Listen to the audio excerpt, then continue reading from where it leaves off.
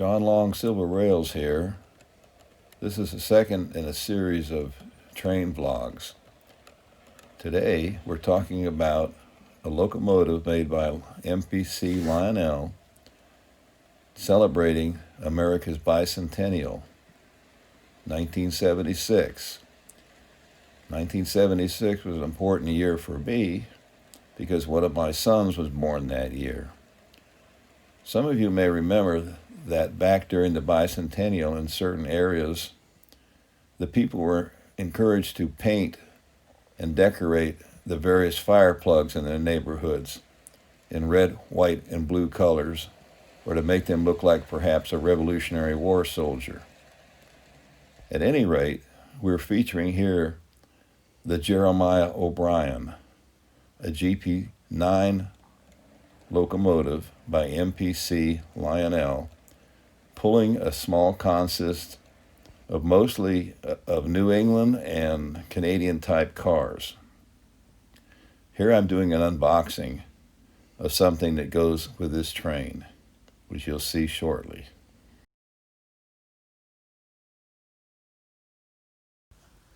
I'm unboxing here something I recently purchased from eBay. I got it for a fairly low price, and I'm very happy with it. This is a boxcar of the Bangor and Aroostook Railroad, which was a railroad that operated in Maine, shipping produce from northern Maine south, including a lot of potatoes, apparently. The real Bangor and Aroostook Railroad did have a GP7, numbered 1776, painted very much like the Lionel version. Now, I said the Lionel version was a GP9 because in Lionelville, the GP7 would not have had the bulges on the top like this one has. However, if you look at a picture of the real GP7, it looks almost identical. You can see the Bangor and Aroostook caboose that goes with the locomotive in this picture. Now the little brake wheel fell off. I decided to run the freight car without the brake wheel. I fixed it later.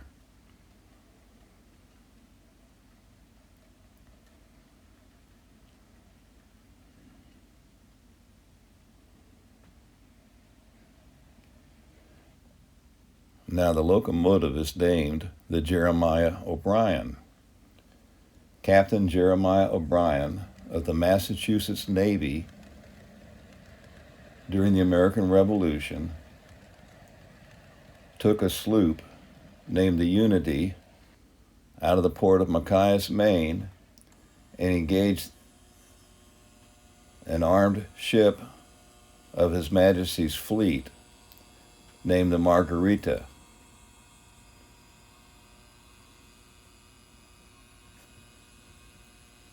Captain O'Brien was born in 1744 and died in 1818. He was Irish-American ethnicity. Now, back in those days, I believe that what became the state of Maine was part of the province of Massachusetts, or the Massachusetts colony. Here we see a Canadian national freight car. There's the new one we just unboxed. You see it has a picture of a potato on it. BAR stands for Bangor and Aroostook.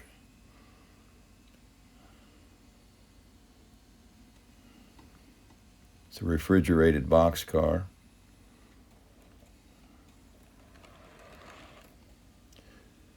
Maine Central. Rutland.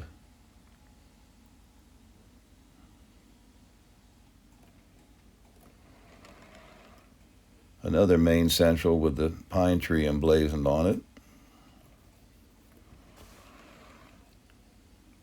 The Spirit of 1776 Bangor and Aroostook caboose, which if you acquire one of these locomotives, you want to make sure you get the caboose that goes with it.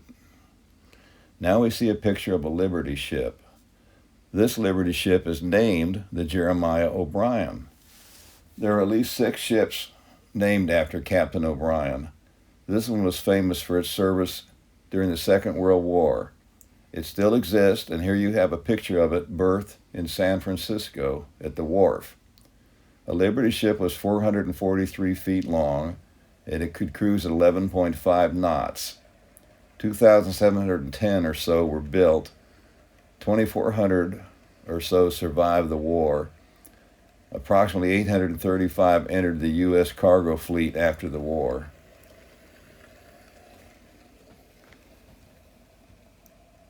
This is an EC2-S-CL class ship.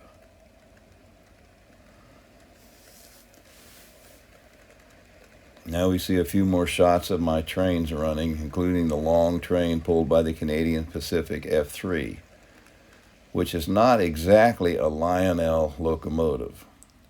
What I did was I took a Lionel post-war New York Central F3 base and I put an aftermarket Canadian Pacific top on it.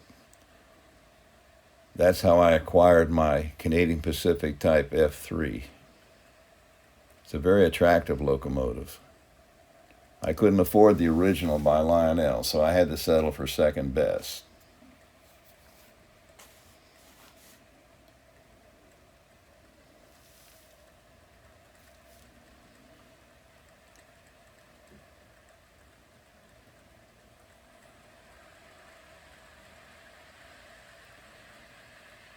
Well, I hope you enjoyed this vlog. Thank you for watching. Please give it a thumbs up, and if you haven't already, please subscribe.